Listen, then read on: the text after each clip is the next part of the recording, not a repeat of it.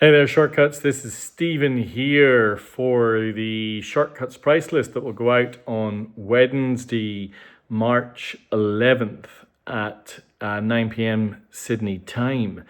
If you would like to be on the price list, have a look at the details below and click the form and fill in the details, or hang on to the end of the video. This is video one, which is a classic rock and pop list, all Japanese today. Now, for those of you who bought records last week, remember there was a prize on offer. The prize being this, a sealed acoustic sounds copy of the unpredictable Jimmy Smith. That draw was won, and the draw was run, and the link will be in the email that has the preview of this week's list. All right, there was only one place to start. It's a pretty diverse and interesting list. Lots of unusual records here that I think some of you may need to research, and quite a few that I have for only the first time. The folks in Shinjuku have sent me over the last few weeks a number of kind of, I'd say, pretty out there releases, things that I'd never heard of that I had to go and dig into as well. So I'll introduce you to those as we go. But there was only one place to start. Now, I'm really pleased when they find something really good. It's not unusual for them to put two copies in, because that game means that I'll keep one and then one goes to you folks. And that is the case with this. I've never had this before. This is the Japanese first press triple LP of Sandinista by The Clash. Now, you weren't expecting that, were you? Look at all those tracks. There are 12 tracks per LP, 3 LPs. That means 36 tracks. And here's the insert that comes with it. The Armageddon Times. How cool is that? So here are the tracks, and there's various cartoons that accompany the lyrics, and all of this is in English, and it is really, really cool. Now, I actually got these a few weeks ago, so I've been listening to this record fairly much non-stop up in my office during the day, and it is, it's a feast. And like many things in a feast, there's some things you like and some things you maybe don't. And so that is definitely part of it. There's an interesting development in their sound, the kind of tape splicing, futurist kind of sound collage stuff really comes into play. You still get a little bit of that righteous fury, but I think my favorite out of the three records is number 2. Record number 2. That's Lightning Strikes Not Once But Twice, Up in Heaven, Let's Go Crazy, The Sound of the Sinners, Police on My Back, The Equalizer, The Call Up, Washington Bullets. And that, for me, sounds, I don't know, it's a little bit more focused and just get kind of like killer tune after killer tune. But having your 4th LP be a full-on 3 LP manifesto is very, very The Clash. So you get rock, of course, you get gospel, you get funk, you get calypso, you get what I can only describe as rap music. You get tape echoes, you just get everything.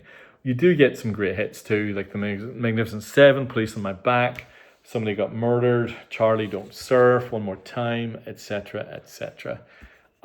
It's a big, messy masterpiece, really. Is it a masterpiece? Actually, I don't know if it is a masterpiece.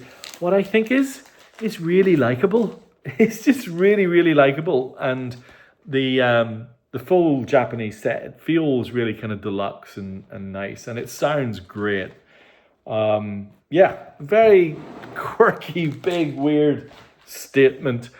And the funny thing is, it's not unusual in Shinjuku. If they send me something that's big and kind of a bit out there, they'll send me something that's a little bit more I suppose, palatable at the same time. And they also sent me a really nice copy of Give 'Em Enough Rope from 1978. So this is obviously earlier than Sandinista. I think, this is the second record.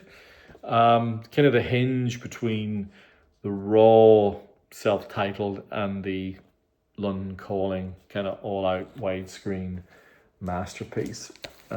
So as is the case with inserts, really nice photos and stuff.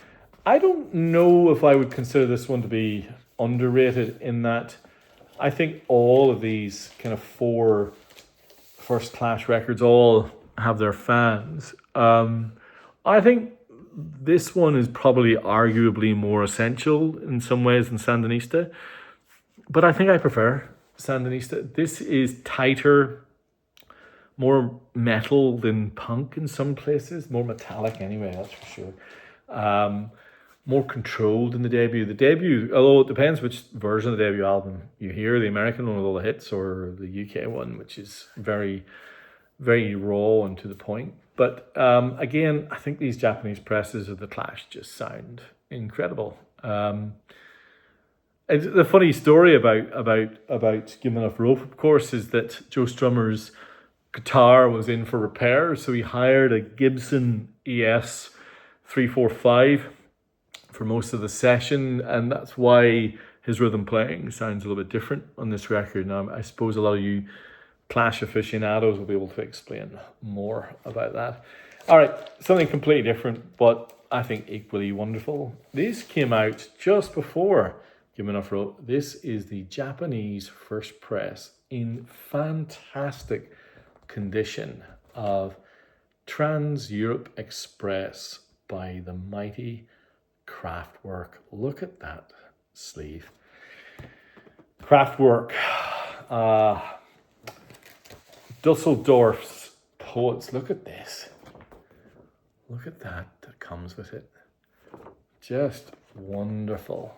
And there's another insert as well, but I wanted to show you that because it's just so almost ethereal and beautiful and kind of weird. No doubt, that's Kraftwerk. I mean, Autobahn broke Kraftwerk internationally, I think there's no doubt, but this is obviously elegant, incredibly minimalist, but even though we got that robotic nature, it is still unnervingly human.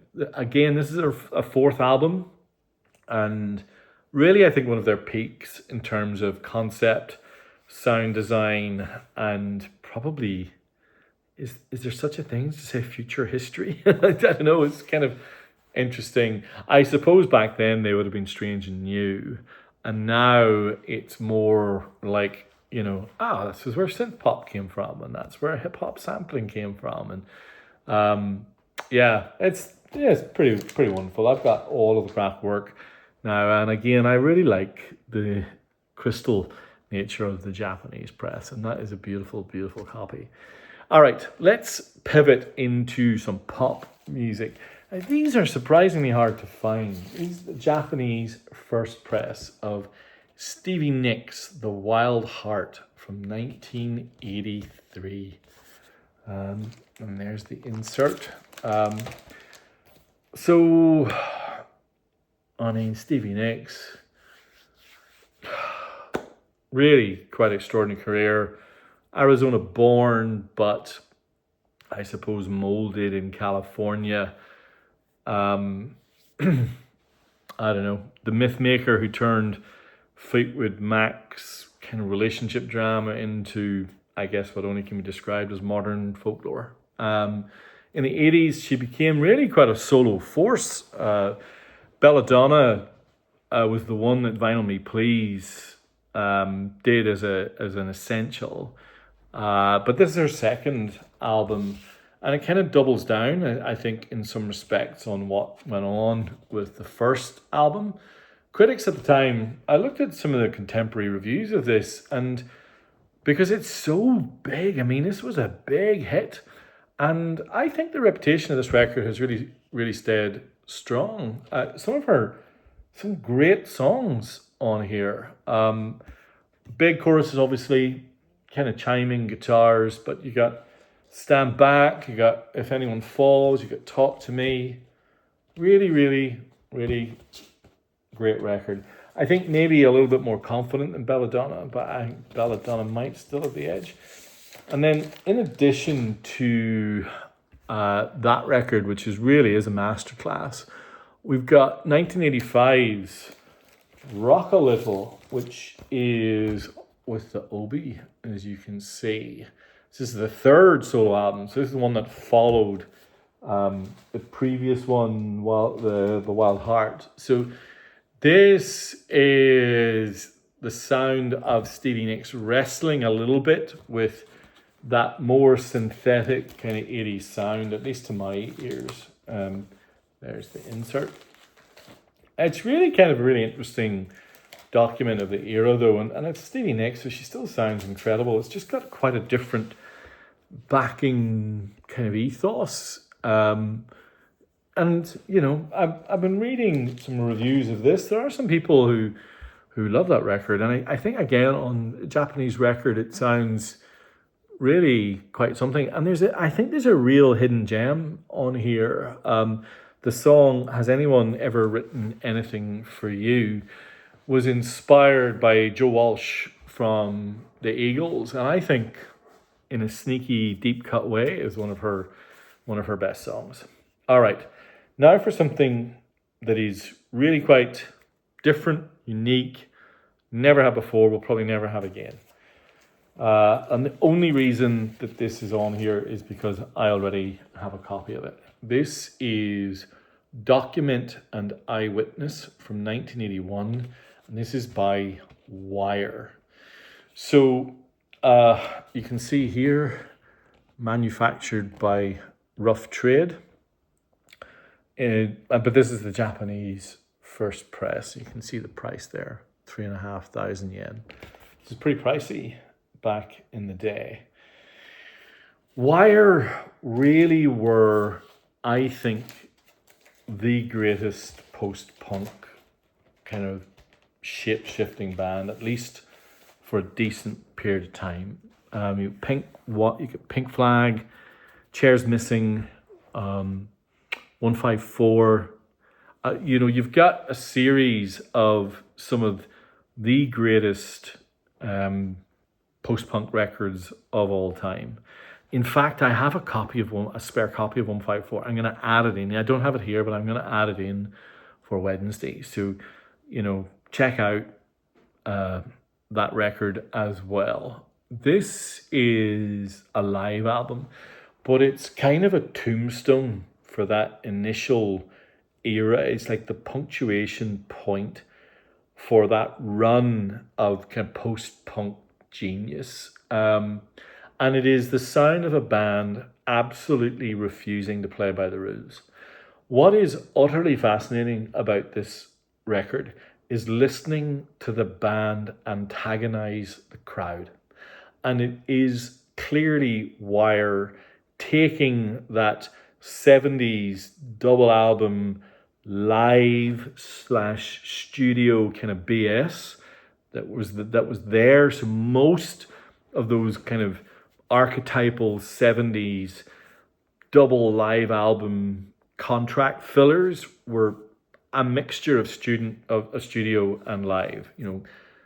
Thin Lizzy, Peter Frampton, there's a whole bunch of them like this. This, though, is as raw will get. It is tense, it is clipped, it is really quite futuristic. I think it is absolutely remarkable, and 95% of you will absolutely hate it. So there you go. You've been warned. I think it's pretty extraordinary. Even the labels and stuff are just amazing band. All right, so many of you know how much I love 80s synth. An obscure 80s synth is kind of now becoming part of my thing. I have a vinyl night here quite regularly, once every month or so, and I always try and play some obscure 80s synth pop. So I'm going to land you with some obscure 80s synth pop. Now this one is a white label promo, and it is a beautiful label. Look at that, and there's the white label promo. So this little thing here says not for resale. This is Dislocation Dance, and the album is called Midnight Shift. And so what you get here is one of these kind of cult, kind of Manchester adjacent bands. There's the sleeve, Japanese first press promo, where you get kind of that 80s, early 80s kind of synth tone, but where you kind of still crash into what can only be called that kind of punk energy. And this is by far Dislocation Dance's best album by far, and I think is a real crate digger's dream. I remember when I first found this, put it on, I was thinking, oh, sure. I completely grown to love it.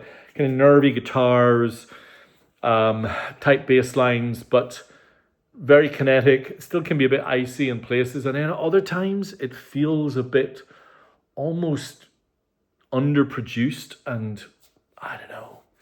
Really, I love it. It will always sound fresh because you will probably be the only person you know who has it, and really interesting to dig into and pick a track out of if you like doing that type of thing. All right, I've got a couple of metal records, and this is the first. Now, this one is really interesting. This is the Japanese press of the best of Judas Priest. Now, this came in 1978, so the track listing is interesting. You've got Rock and Roll and Never Satisfied, Dying to Meet You, Diamonds and Rust. Diamonds and Rust famously, or maybe infamously, covered by Joan Baez, and her cover version is actually superb. But side 2, I think, is where it's at. Victim of Changes, Island of Domination, Deceiver, and The Ripper. Now, that is 4 bangers, one after the other, and on the famous Gull records. It's an early era compilation, and sounds great. That's all I can say. It sounds fabulous. And if you like a bit of Judas, that is a lovely little artifact. I kind of like how some of those songs are a little bit more progressive too. I know it's a time capsule, but I really, really like it. From 1976, one of my kind of favorite discoveries is how awesome the Japanese first press hard cardboard gatefold is of Presence. The English Led Zeppelin, that colossal metal band or hard rock band that just in many ways kind of defined the 70s.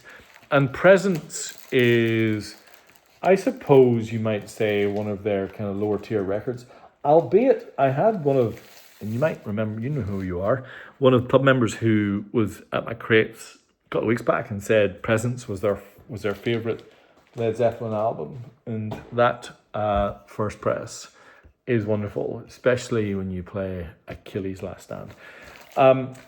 This is by far and away the most popular double album in the history of Shortcuts. The hard cardboard gatefold with the magazine of Duane Allman's The Anthology. I'm just going to say posthumous double LP. There's a second one that was released in Japan, Duane Allman and The Anthology 2, which remarkably is just as good, just a lot harder to find. If you have not picked this up on the green Warner label with all the photographs, this thing weighs about 2 kilos. You have another chance. It is awesome because it covers all of his incredible studio performances when he was a session player for the likes of Wilson Pickett, all the way through to the cream of the Allman Brothers. Talking about double albums, this is one that came accompanied with all sorts of notes from my friends in Japan. I'm going to show you these extras. This is also a double LP, and this is also a promo. And this is there's the promo, not for resale.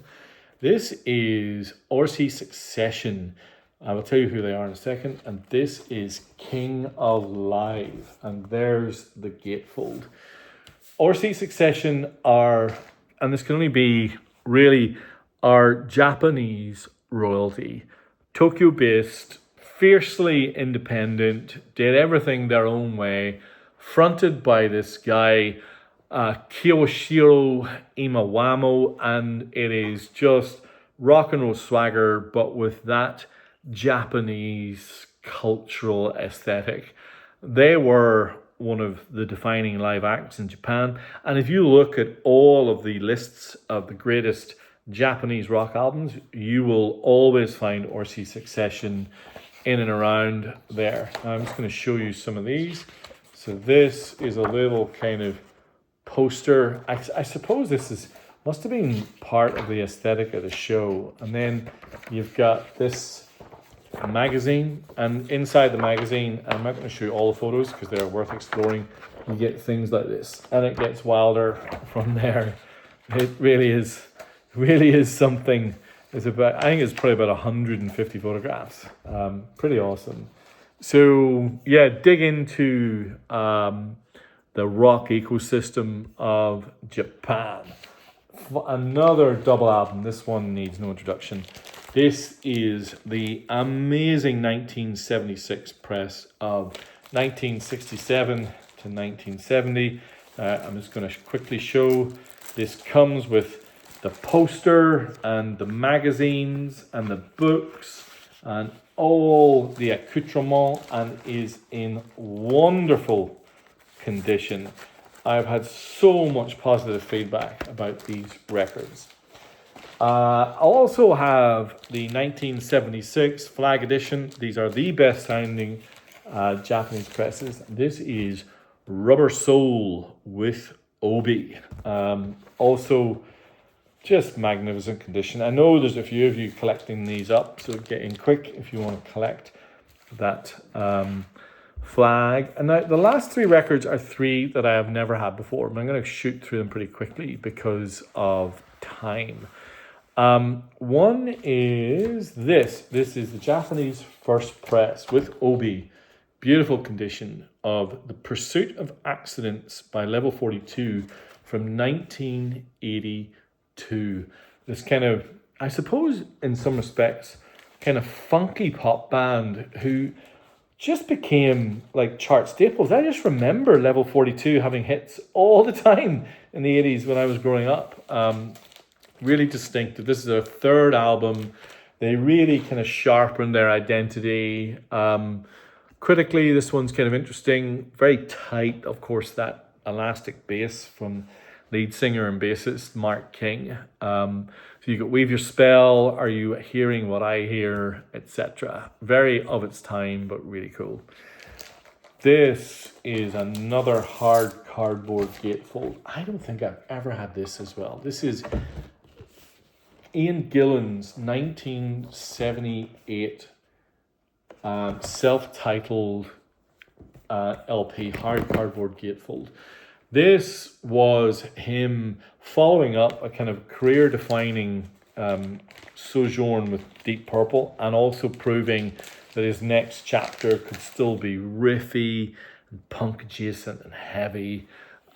This was his debut solo album, and was notably first released in Japan, which kind of tells you how tuned in the Japanese were to the kind of rock, he was in particular, to the Japanese rock market.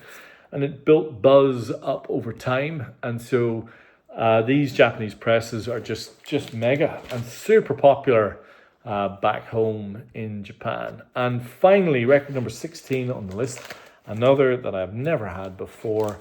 This is another rock album. Now this is first press with Obi, still in the shrink, of Midnight Madness by Night Ranger.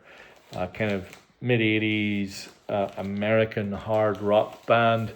More kind of formed on the West Coast. You kind of get that West Coast sheen. This is their second album and was, I think, arguably their biggest hit. Really beloved by the public, but maybe not so critically acclaimed. But yeah, big chorus rock music in beautiful condition.